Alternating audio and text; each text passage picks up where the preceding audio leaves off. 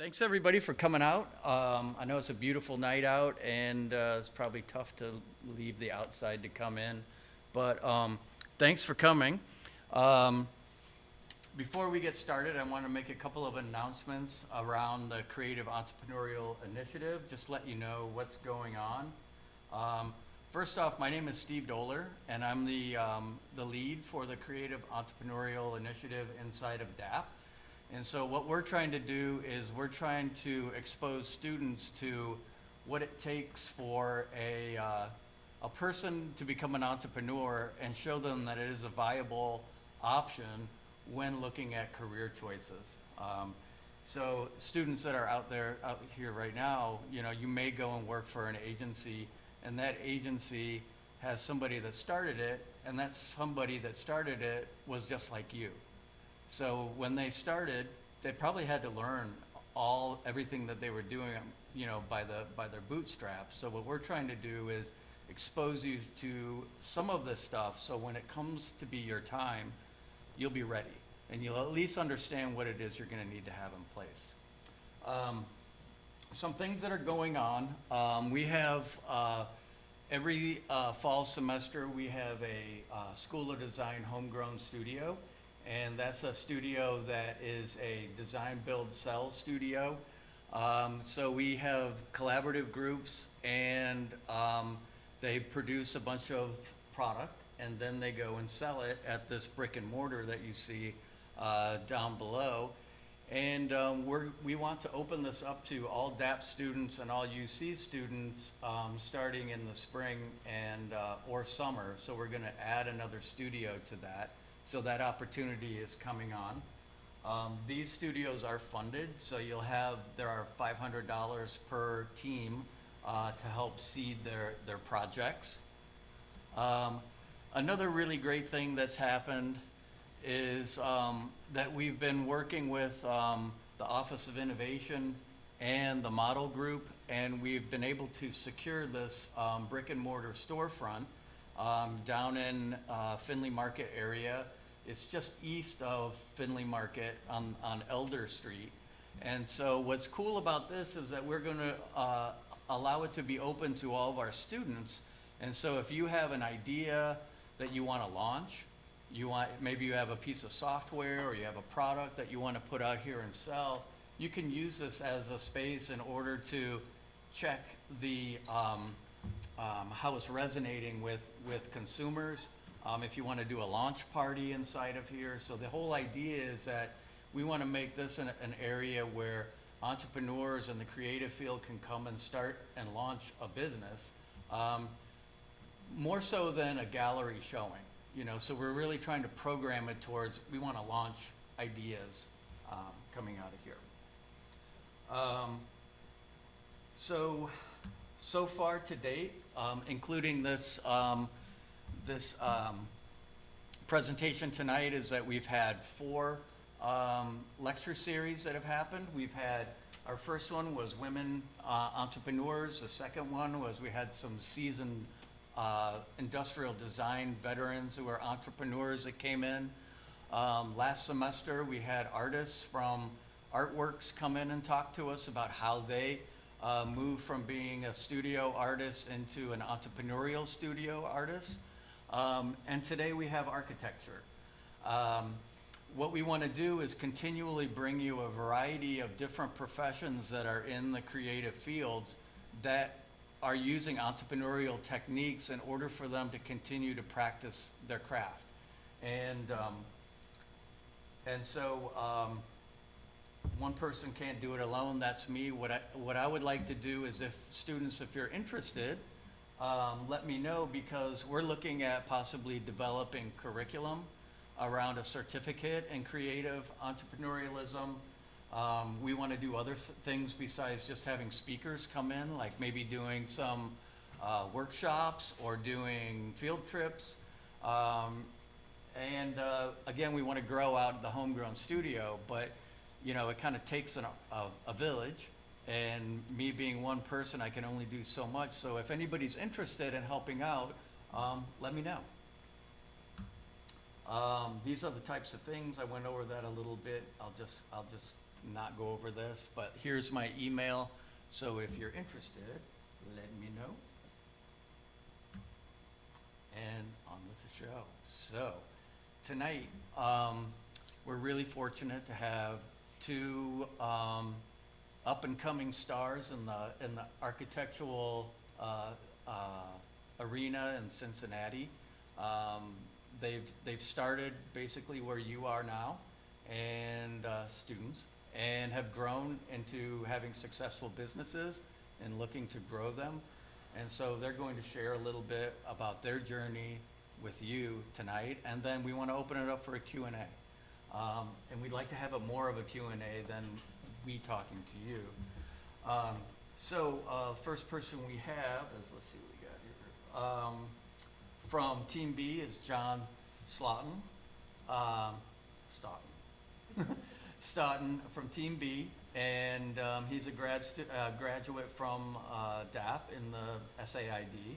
And we have Michael Fischer, who is graduated from communication design and is now doing architecture. So that might be an interesting story of how you maybe are architectural students, maybe that's where you land, or maybe you find an adjacent field by happenstance. So we're going to get on with the show. So John and Mike, the floor is yours. So Steve and I connected a couple months ago, just actually commercially. I taught here for a number of years as a part-time adjunct, and prior to that was a student here. So I've been around for a while, and I think we both kind of vaguely recognized each other from passing each other in the halls. But thanks for the invite. So in 2016, started a small practice called Team-B Architecture. And what I wanted to do is give kind of just a broad, maybe overview of how we started and kind of what it looks like today and how it's kind of evolved. It's gone through a couple different cycles. But also, I wanted to kind of take note of a couple of differences between being a student here or being a faculty member here and actually being out and practicing. So two very different worlds, and it was kind of eye-opening. So I think a lot of it was kind of not lessons learned, but just maybe taking note of differences between the two. So this is a photo of our initial space. It was down on Main Street. We started very, very modestly. We shared the space with actually some fine art grads. So we were splitting rent. It was super small. It was like one room. We had some gallery openings on Fridays down there. And we're really just kind of experimenting with how to use a storefront space. We had a big open house here called Rejected, and this was a way to kind of kick off our practice.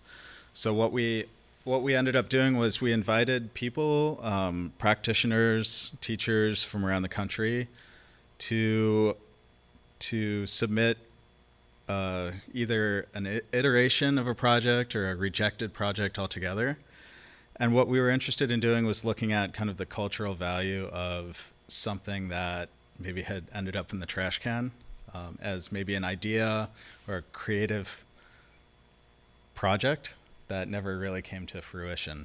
So what we got were some recognizable projects that were like one-off iterations. So they were kind of familiar, but there's something a little off about them. But we also got a lot of work that just kind of never made it beyond the computer. So that was exciting for us as we were starting out our practice to start to think about dead ends in the creative project or in the creative process and just what kind of comes from that.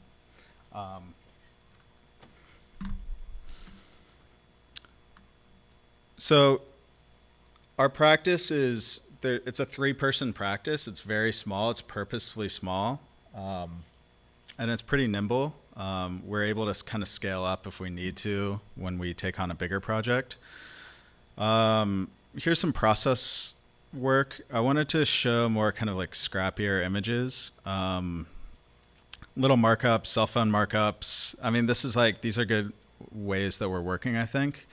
I like to say that we're trying to work fast and loose instead of like really super make things perfect, I would say. And I think that helps in terms of communicating ideas and the creative process in general. But you're seeing kind of a range of work from site plan proposals of civic space down to interior renovations of very small buildings, a couple of civic projects, some restaurant work, and what else? A couple of residential projects here. So we're kind of across the board, which I'll talk about in a minute. I think there's pros and cons to being like this. The other quick thing I wanted to mention was we've bounced around a lot in Cincinnati. So we started in OTR. We kind of jumped up to Northside. We've landed in Walnut Hills. And each time we move our office, we just are noticing that almost by kind of organically growing, we're taking on a lot of projects like hyper locally. So this is a map of Walnut Hills, our office, and some projects in the immediate vicinity. I'm talking like maybe 2 block radius of our office.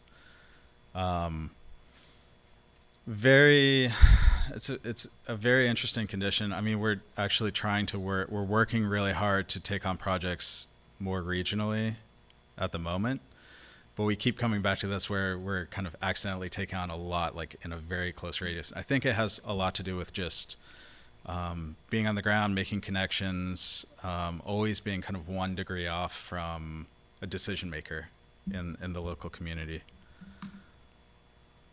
Okay, so this is my big takeaway. I think maybe kind of setting up a couple differences between school and practice, and this is something we could all probably debate about at the bar later. But I think there's a lot of value in practice in specializing in something, and it's kind of a dirty word in school, but we're not trained to be specialists. We're trained to be generalists, and I think that to attract a really good client or a very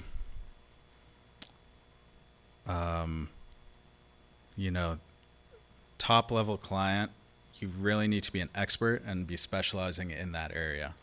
And that could be debated. I mean, I think everyone in the room, maybe half of you might argue with me over that, but specialization, I think, the longer I'm doing practice and being kind of in that world, the more I think we need to specialize in something more than we are currently. So that's the big one, but I think there's others as well. I mean, I think back to my time in school and, the kind of working over and over at image making or presentation content and kind of the strive to make something, really flawless, or taking a lot of time on your portfolio and going over and over and over again. And, when you get into a commercial project, what's mostly valued is time, schedule, budget. And I think fast and loose content is actually really valuable. The ability to work quickly and nimbly, very good. So we're driving everything towards kind of quick, fast renders. Still very precise with our work, but we're outputting in a really fast way. And I like the speed of that. I like the ability to think for a long time, but then when we're in production mode, we produce very quickly. And then, tagging on to that, I mean, I think the more you can template or systematize part of your business as an entrepreneur, the more effective you are. It opens you up to more creative thinking time. So, yeah. So, starting to just notice differences. And I think you know, there's a lot of, I think, both worlds. These are excellent values to have. And in practice, I think these are excellent values to have. So just two sides of the coin. And like this is the last slide I have. I think I'm noticing for every project we have, there's different drivers, design drivers to a project. And depending on what project it is, some are going to pull you more into the drivers of a project might be driven 100% by schedule or by financing. Others, they might be pulling you in multiple different directions. So as an architect, one of the very first things that we're trying to evaluate in a project is what are the drivers? What are, if we took this list, how do we prioritize it? What are the things that matter the most in this project? And then start to apply design thinking or creative solutions to those aspects of the project.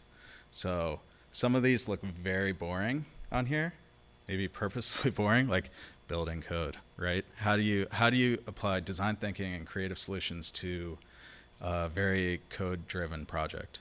And we get pretty excited about that. And I would say that becomes a game that you can play. It's like once you start to identify what the top 3 drivers of your project are, then how do you get really creative and in the weeds about those issues? So I think that's good for now. The one thing I wanted to add before I hand it over to Mike is I just wanted to just kind of survey you all as an audience. I wanted to ask the students specifically, how many of you have maybe kind of in parallel with your education, either before or on a break or something, used your skills in terms of creative entrepreneurship, selling your services as a designer? Raise of hands. Okay, so I'm seeing maybe 50% of the room. And then, okay, from those hands, keep your hands up. How many of you think, let's say, you set up that project and you were fairly compensated for that project?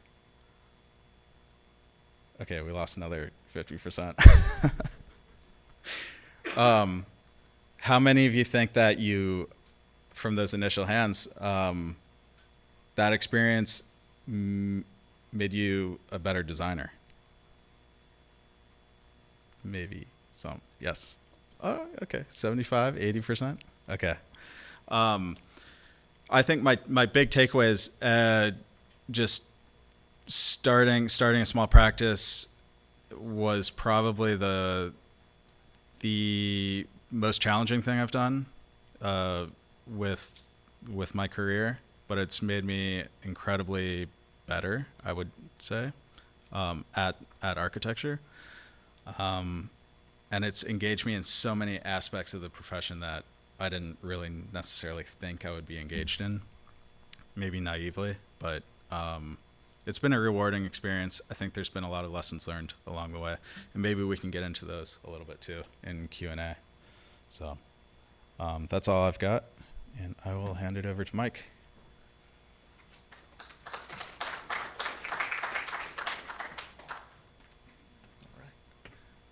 Hello, everyone. Thanks, Steve, for having me out. Appreciate it. I am Mike Fischer, principal and founder of 8K. Just want to say hi to Maureen also. Hey, how's it going? I graduated from DAP in 2007 in what was then known as graphic design. I am not an architect. I'm a builder now, developer. My partner is an architect, and a lot of this we work, this is architecture, and we work side by side with architects all the time, and so this will ring with some of you. If you wanted to go back to the beginning of my entrepreneurial journey, it would be the summer of 2007. After I graduated, what do we got here? Here we go. On the left here, I got my capstone project, and on the right, I had a summer job part-time at WCPO doing these little over-the-shoulder graphics. I was also working at the city of Cincinnati part-time, and I had Wednesdays off. And a family member bought this house and started to renovate it and wanted to flip it HGTV style. And being a big HGTV fan, I asked if I could be involved. I literally had no construction experience at this point. Trying to reflect on this time period, I don't know if I had ever even hammered a nail at this point. So jumped in here, literally knew nothing about it. But I just loved it. I loved the sense of having this tactile accomplishment every day and being able to like see and eventually live in your work. So fast forward a couple years, me and a partner bought this house in Northside for $8,000, which is where the name 8K comes from. We tore it apart, the two of us, had to figure out how to put it back together. We started in April of 2009 and we sold it in April of 2010 and made about $5 an hour for that year. So I think I used to tell people it was 10 because I was pretty embarrassed by that, but we made money, so we decided to keep going. And all the, just generally speaking about this, I'm just trying to hit these inflection points in our career where we had reached this point where we knew we had learned something very valuable and we just had to keep going. And you'll see that it was an organic process. Like this single family renovation led to about 5 more years of single family work. Excuse me. We had worked in this 1875 house, torn it apart, seen how layers and layers and layers interacted with each other, and knew that we could replicate that. So we kept going. So this is our single family work. During that time, we also, with the housing market the way it was and the economy the way it was, there were just these ripe apples all over the place. Like this building on the left here was $5,000. The one on the second to left, 4100 Fergus, was $1,000. And then this lot over on the right side, Matt Anthony, cost us $300 to buy. So literally, like, they're all over the place, all these opportunities. But these projects had their own challenges. They were multi-unit projects. They were multi-address projects. The buildings were in way worse shape than we had encountered. So we continued to sort of layer these expertise and these capabilities until this was, our residential work to date, and then got an opportunity in 2019 to build a bar downtown called Homemakers. And this posed its own set of challenges, very difficult, tight space, a demanding client, tight timeline, high-end finishes, all these things kind of culminating into this great opportunity, which we succeeded at, did it on time, on budget, and that opened the door to all these other commercial opportunities, which we're still doing today, but this has, Pearl Star and Mid-City, Big Chill, Sleepy Bee, Brown Bear Bakery, Ale Bakery, and again, Homemakers. So you see just what this one opportunity spawned. And then also around 2019, we had an opportunity to work on our first mixed-use building. We were approached as a general contractor to renovate it. A woman, and actually Kate Bonan-Singa, her and her father were trying to renovate this building. Her dad kind of bailed on it, and we stepped in as a co-developer. So this project, again, it's a mixed-use project, so it's commercial and residential. It was a 10-unit project. The biggest we had done prior to this was 3. So this was another sort of gateway project and led to all of these other mixed-use projects that are all historic renovations. A lot of them now are affordable housing, so that adds another layer of complexity on the development side. And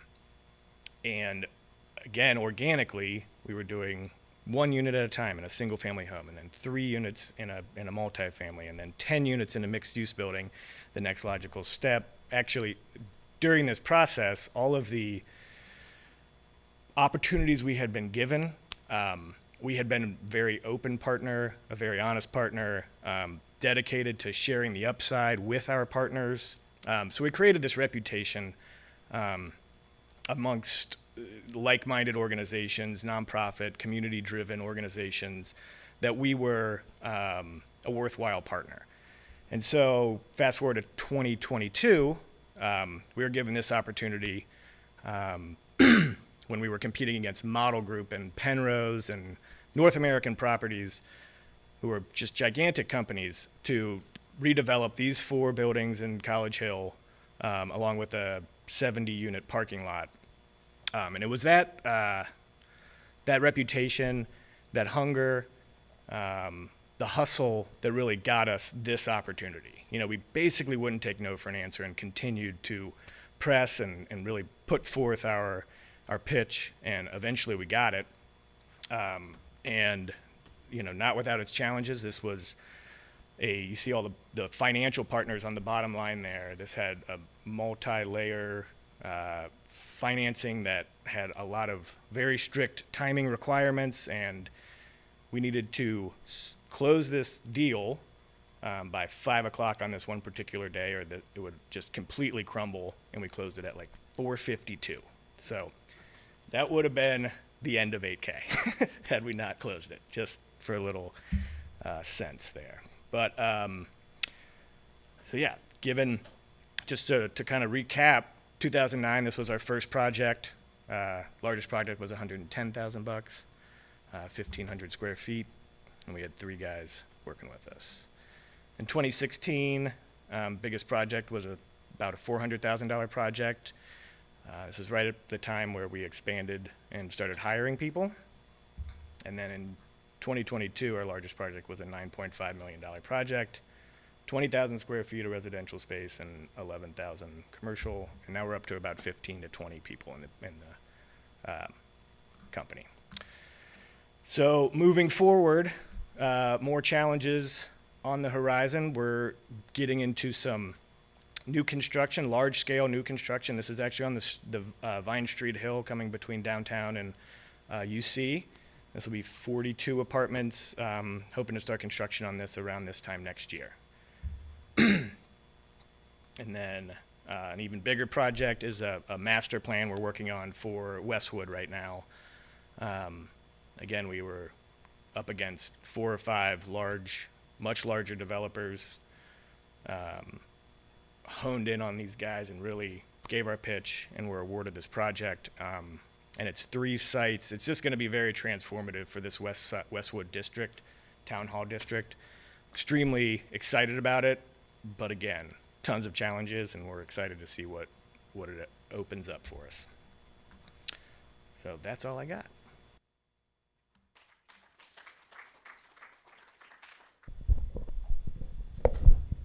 Hello. Okay. My question is just maybe any recommendations you guys have to someone just starting out on how you find clients, maybe sell deals, just some maybe advice for a beginner. I'm in communication design, so it's a slightly different field, but I just started out, and that's kind of where I'm hitting a wall right now, finding clients. You want me to hang on to this?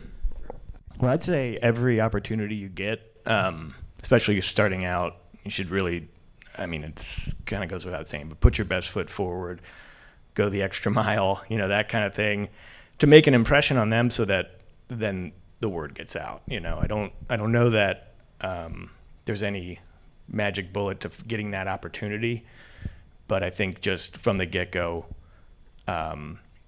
establishing your values as a company essentially is extremely important, and people will recognize that and want to spread that word. Might be slightly different in architecture versus communication design. We started out though with doing work for friends, actually in other offices. So we were kind of tagging on to maybe like supplement the work of other offices, so like consulting work. And kind of like in Mike's presentation, that just like every project you take on, I feel like leads to another network of people or another group. So it's kind of like a snowball effect. It's like once you get started, you saw Mike's slide at the end, it just gets bigger and bigger. So networks, personal networks, maybe social media networks. Yeah, it's scrappy to start out for sure. It definitely is. Yeah. Thank you guys. Have you let your family know and their friends? So I think network is like super important. It's like when I started my business, my best piece of advice was tell everybody that you know what you're doing, and then have them tell everybody that they know what you're doing. And family and friends is always a good spot to start. Yep. Yeah.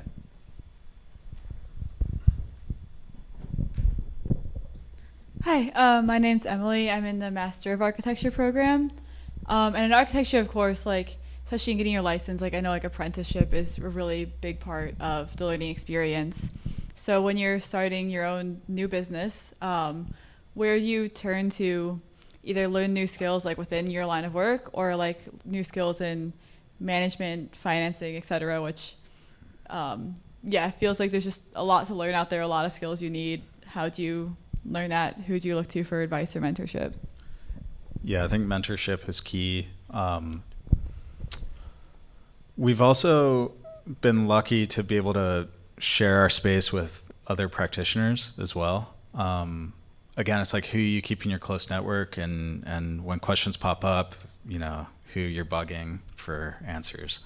But I would strongly recommend thinking about like a small group of mentors as like kind of the first line of defense for when questions pop up or a curveball happens. I don't know if that answers. Did that answer it? Sort of. I guess like how, like where do you, are they people, you know, from previous professional work or like Sure. previous educators? Like how do you build that network of mentors when you're starting like your own? Sure. Yeah. I mean, former offices, practicing architects in former offices,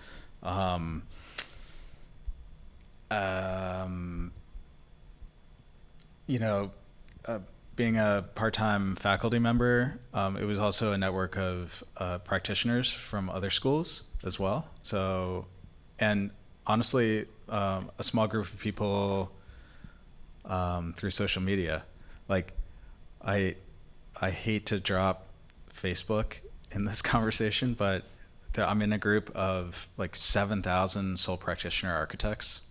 And it's like the most valuable thing I do on Facebook is essentially this like forum for any kind of technical questions or things that pop up.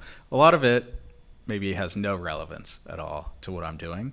But when I do have a critical question or something like that, I can get a take from like 20 different people who might have just gone through that issue. So that's also a good like informal network.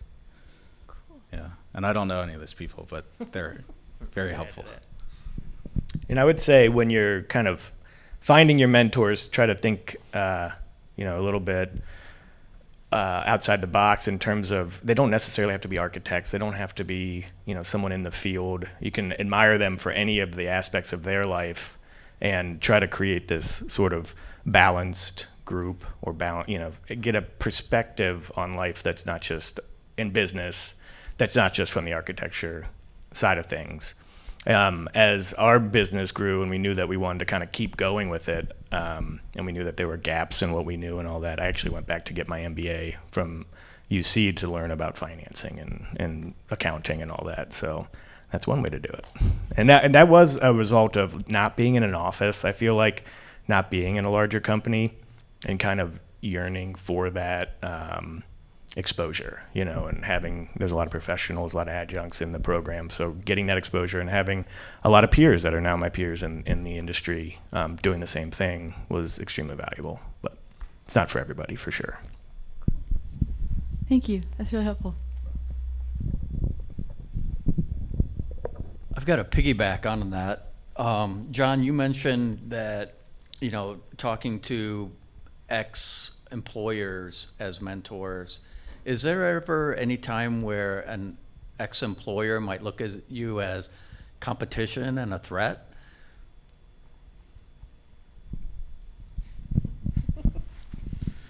I mean, it's Cincinnati's a small place, right? Right. I don't know. I don't know. Hopefully not. Usually, I mean, a lot of the mentors I have, like informal mentors I have, are local practitioners, right? And we're all kind of in our own world, doing our own thing, working at breakneck speed, and we're all super busy. And there's little perceived overlap, really, in the practices that I'm reaching out to. So I don't think so. Yeah. Good. That's good Yeah. to know. Yeah. Thanks.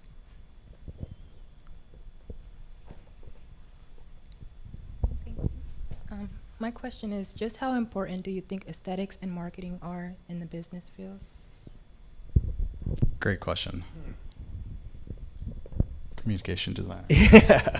Don't judge my education on my presentation, I guess you could say.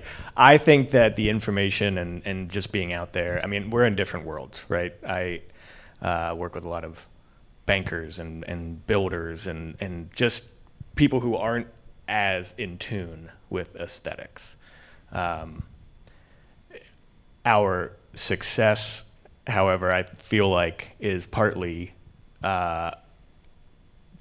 because of our attention to aesthetics and sort of differentiating ourselves amongst our peers, with attention to detail within our builds, and then also, interesting marketing materials or whatever it may be. So I think that people will say that it's not important, but that there is an underlying importance to it.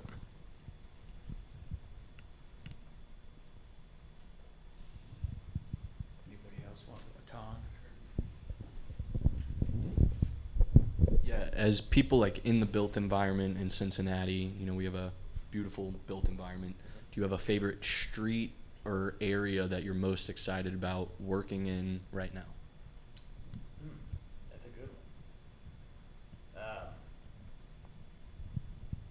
one. I really love that Westwood Town Center area for its kind of civic prominence. It has like a lot of monumental old buildings there that create this really nice landscape, this sort of almost like a skyline over there where there's not a lot of buildings in between these larger spaces. So that's exciting to me because Westwood has not had any new housing built in it for the last 50 years, any new multifamily housing. And meanwhile, their business district is thriving already. So when you bring in that density, it seems like it could be at a tipping point of prominence or something. It's just kind of over there on the west side, and it's almost like a whole different city. So that's exciting to sort of bring forth that quality. Other than that, yeah, man, that's a very good question, John. Do you have I know you're busy in the Mohawk district and Yeah. on McMicken, which has been really cool to see. Yeah, I mean, I love McMicken. It is maybe can't see the forest for the trees kind of thing because I'm there all the time. So it wasn't like a new exciting thing to me, but I think there's been a real impact in that area from our work and seeing that every day. Again, maybe it's kind of becoming old hat, but it is why we do it. I mean, getting people on the street, you can just see that there's less places to park and all that. Those are people living in our buildings and other developers' buildings and that. And we've done a really we put forth a conscious effort to build affordable housing, build workforce housing, and that's what you're seeing there is kind of it's indecipherable from the rest of the neighborhood, from the active portions of the neighborhood, and it hasn't had this huge transition like a lot of Over the Rhine has. It's kind of a celebration of what was already there. Are you worried about that? My portion? Just that section. I'm not. No. I think so. When we in sort of common north of Liberty downtown, there's all these tenement buildings, and they're all over the Rhine. But south of Liberty, a lot of those were turned into divided from 10 units down to 4 or so. To make a 2-bedroom condo, which used to be a 1-room apartment for someone. And we've stayed true to those tenement layouts a lot of where we've worked. And I think that creates, the reason why those were there is because they were close to the business district. They were close to, all that. And it's the same today, So people are craving this housing. It's a need, but at the same time, the businesses and the organizations downtown need their workers close to home. So it's just been a very exciting thing to see that sort of ecosystem sort of rejuvenate. I would say it kind of depends on what you're looking for, like typology-wise, with the built environment. Downtown is changing a lot, office to residential conversions. I don't know. I would lean towards like I think some exciting areas are like the East End. Interesting, like really deep history down there, and a really fun mix of building types. From really strange residential developments like popping up to old warehouses that are being repurposed. It's a weird mix of stuff, which I kind of like. We both live in Northside, so I think from a residential setting, Northside has a lot of character, but still some open space. And then I'm super partial to Walnut Hills just because we've been there the past 3 years. And it's got a ton of open land, but it's also, strangely, has a lot of density as well. Mm-hmm. So way more density than Northside, but you walk around and there's tons of open, vacant land as well. So.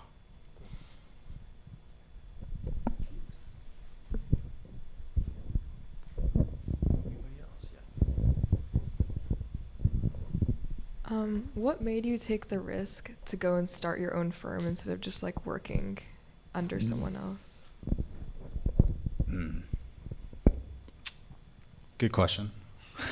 I can answer that one. Well, we both, we graduated within a year of each other. I think you were 08? 07, and I was 09. There was a pretty bad housing collapse right around the time that we graduated. We had 55 students in our class. We ended up with 5 students ended up having jobs, and then 3 of those fell out at the last minute. So I think 2 out of the 55 of us had jobs coming out of school. So there's a pretty serious reset, I think, that happened around that time. And so I was turning to more to like writing. I was turning to like adjacent fields within architecture, and I really liked the kind of, you're kind of off on your own. It's kind of like up to you to kind of figure it out and kind of forge a path. I liked that. I thought it was an interesting challenge. It was hard. It was super hard, but it was rewarding. And so I think some of those aspects of like just getting out of school, or like working with an architect for a few months on a project, and then that kind of dies down, and then you have to find another gig to go to. And so I think the scrappiness of that was kind of, at least for me, it was instilled in me pretty early, and worked for a couple of practices, and then just kind of wanted to revisit that and jump back into it when I felt a little bit more stable and try it again. I think it's very personal though. Like, I think everyone would have a different answer to that. Yeah, no doubt. I mean, my situation was a little different because I completely changed fields. But the underlying reason was sort of a lack of passion in one and just an unbridled attraction to the other. I just really like was eating, sleeping, dreaming about like construction at the beginning. There was really just this immense like satisfaction that I was getting from it, and I had to follow that. And my experience with design up to that point, professionally, was, you know, in the co-op program and freelancing and doing a few odd jobs here and there, but mostly in a corporate environment that I did not mesh with. So the passion combined with just sort of this, I don't know, like almost an unemployability, let's call it. Those two combined to just kind of put me on this path and never look back, just sort of headed head on. Do you think, I guess this is more for John, but like if you had a more successful like post-graduation plan, would you still have maybe considered starting your own firm? Probably not. No, to be honest, probably not. Yeah, there just weren't that many opportunities. So I think part of it is, you know, it's kind of organic that it developed. Yeah. And I think if I had gotten further into communication design, that I would have always ended up doing my own thing eventually. So.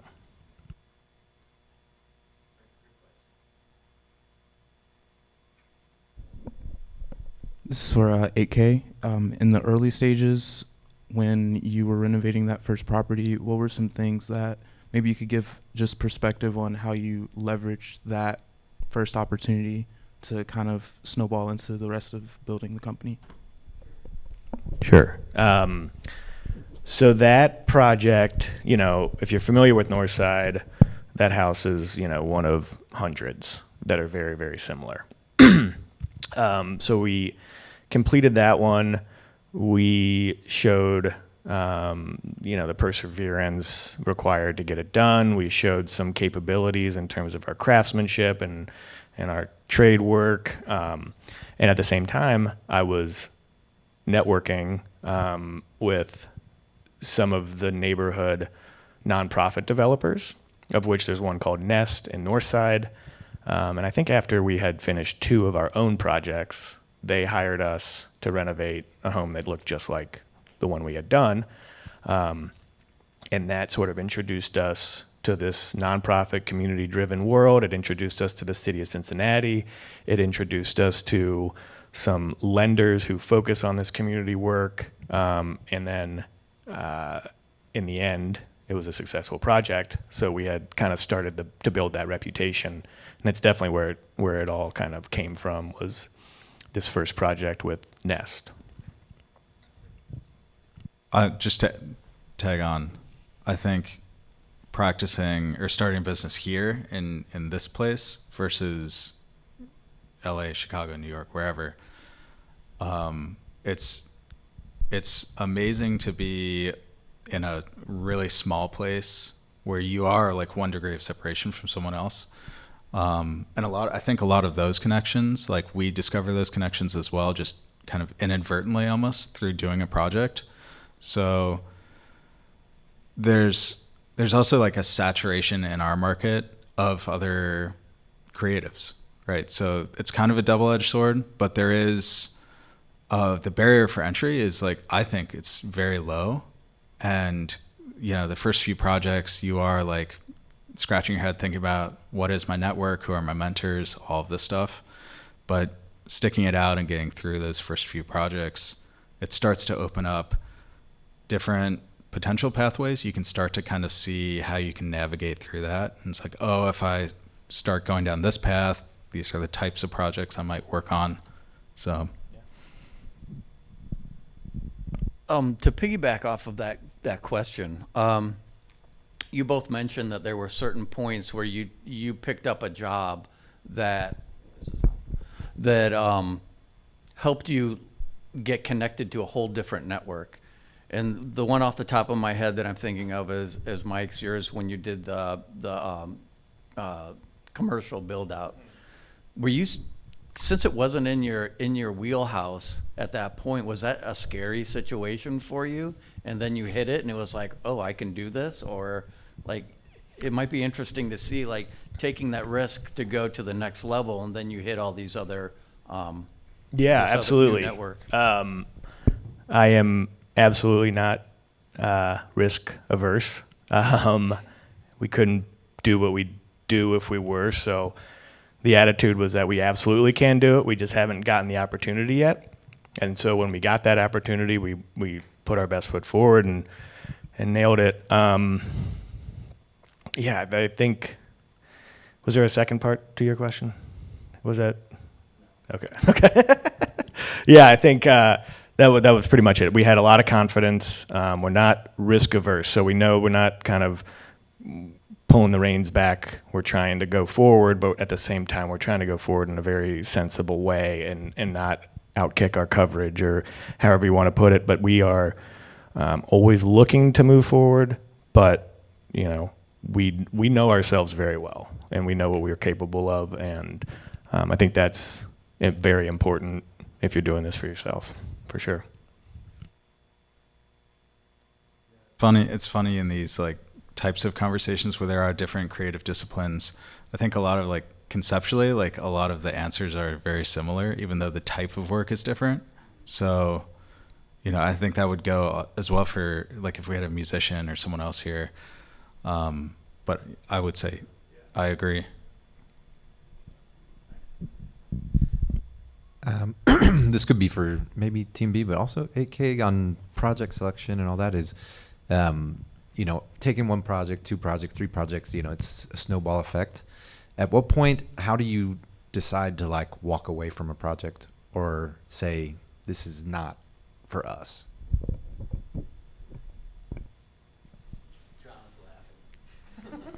It's being recorded, so I can't.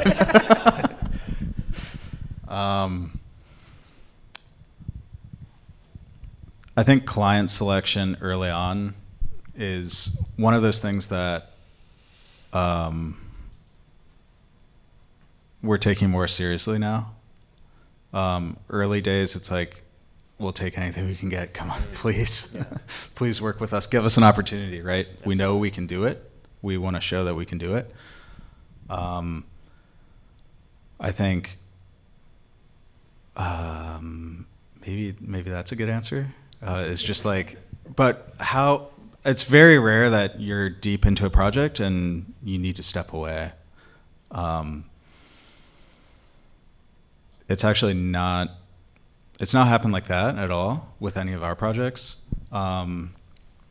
We've like stepped away from a client in the past, but it's been mostly related to additional services that they're wanting us to provide that we are kind of backing away from.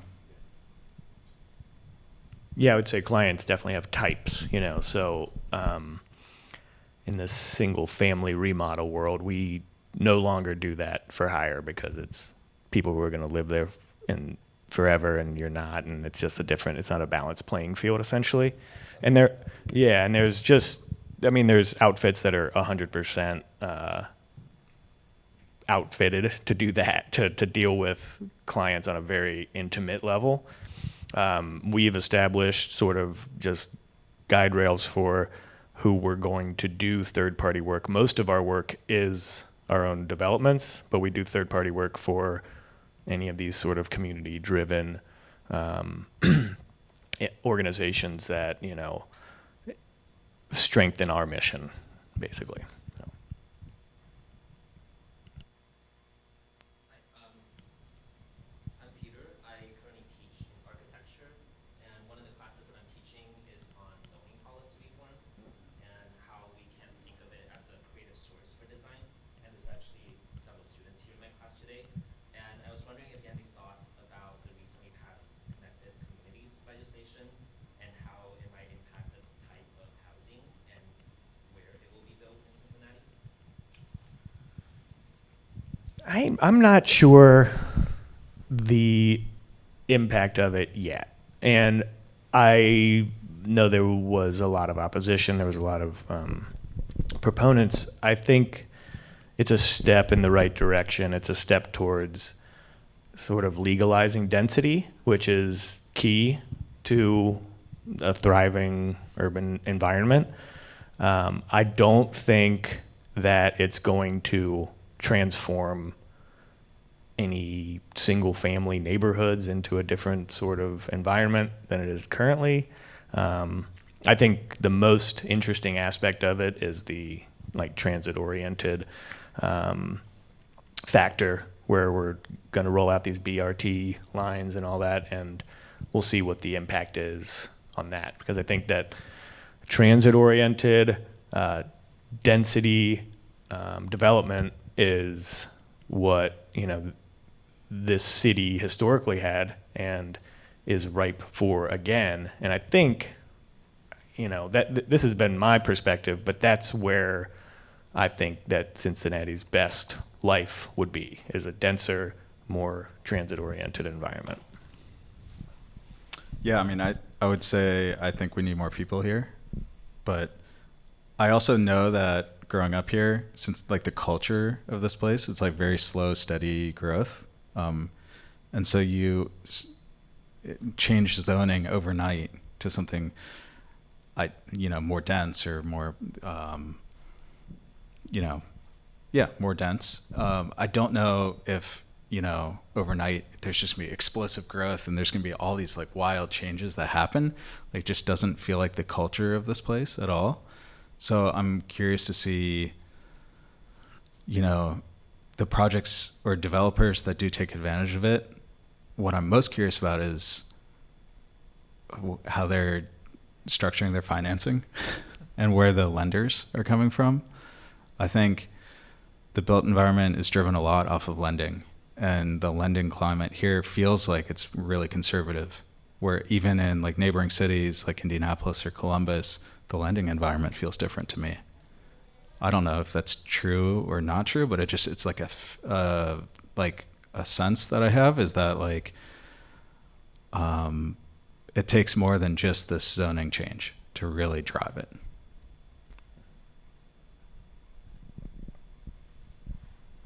Son, excellent. This kind of goes back to your slide where you compared the priorities in school versus in the professional workplace. How did your education prepare you for what you do now, or how did you learn to do what you do in the business side, I suppose is how you would put it?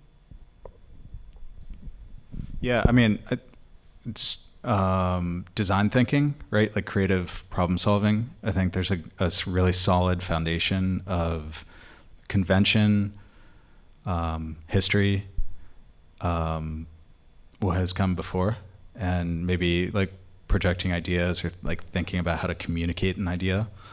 So there's these foundation level skills that I think are good. And then also co-op, obviously co-op is solid.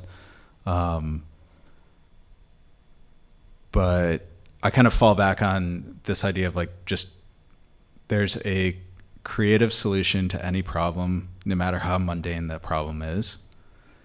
And I know that's not literally what we're doing in school, but taking all of these exercises, iterative design thinking kind of exercises, and then applying them in a business setting in some way, there's that kind of foundation level thinking or approach to a problem that I think is helpful, right?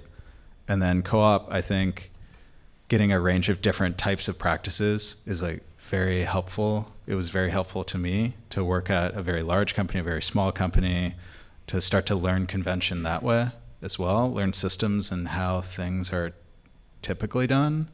And then when it gets to the time where we're starting to build our practice, the question is how do you design a practice, right? What are the systems that you're going to set up based on your experiences? So yeah, really basic foundational level design thinking.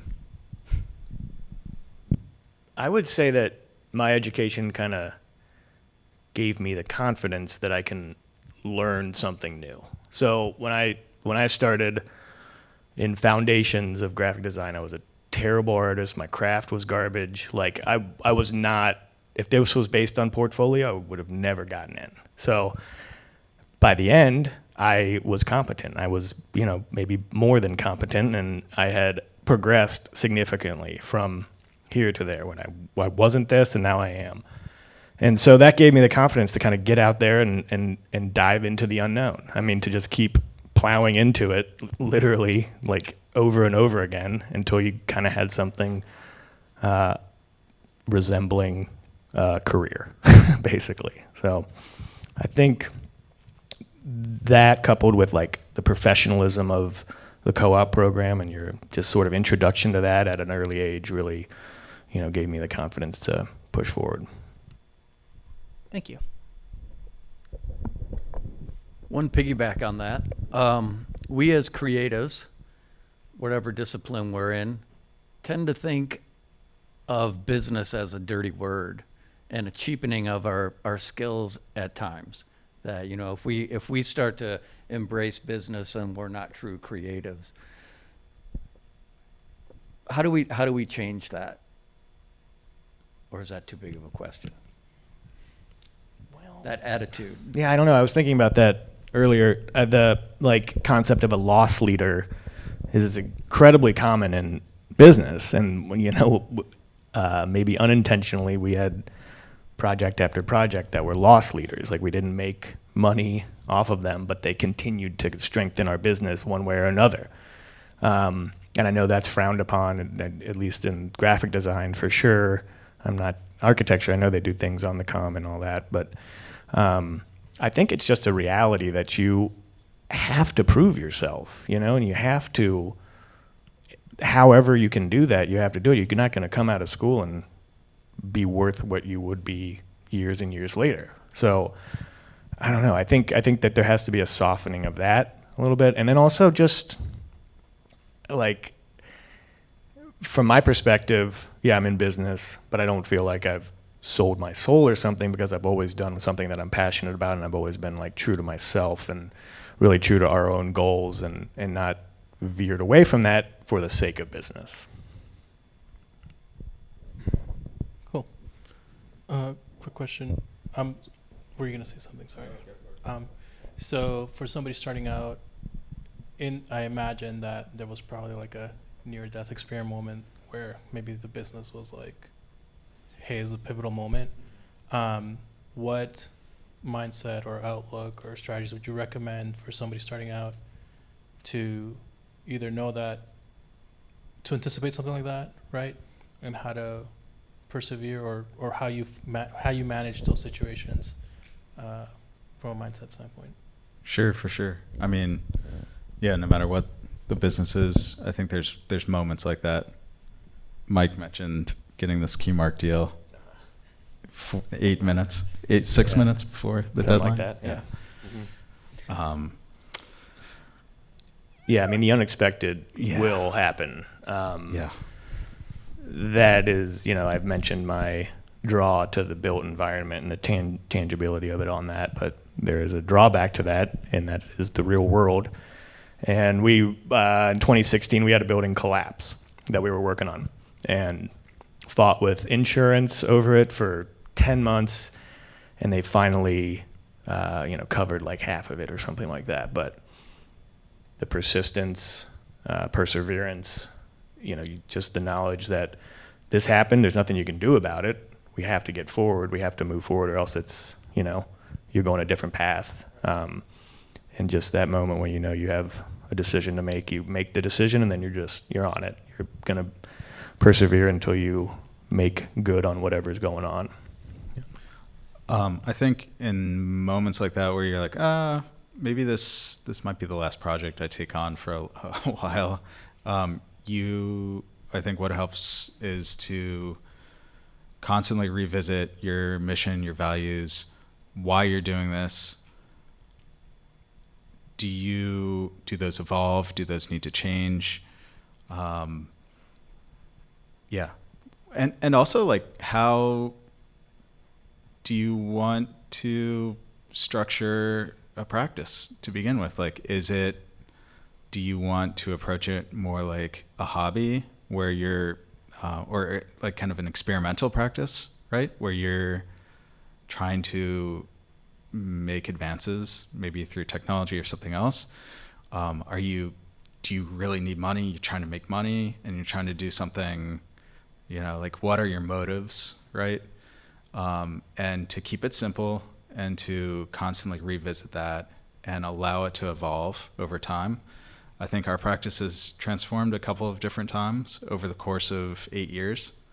And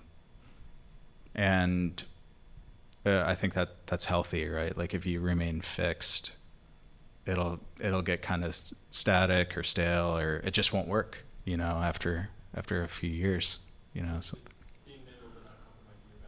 Yeah, for sure. But also allowing those to evolve with you as well. I mean, we both have families and kids, and we're using our businesses both as a source of income as well, right? So, and I think when we both started out, we were in a very different position. But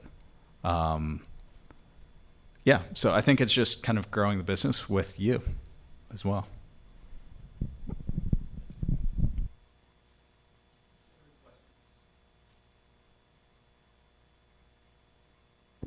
Okay, so I guess that's a wrap. I want to thank everybody for coming out. Our guests, give it up. It was a great conversation, and we are a small group, but we are mighty. Thanks for coming out. And one thing that I'm thinking right now is that we don't have a big group here, but I believe that all of you are passionate about entrepreneurialism and have a little kernel inside of your head that's saying, I want to do this at some point in my life. Otherwise, I don't think you would have made the effort to be here. So we want to foster that. We want to facilitate you asking more questions about how to do this. So we're trying to grow a culture here. So look out for more opportunities like this for people to come in, workshops and other things. So thanks again for coming out, and hopefully we'll see you next time. Thanks, guys.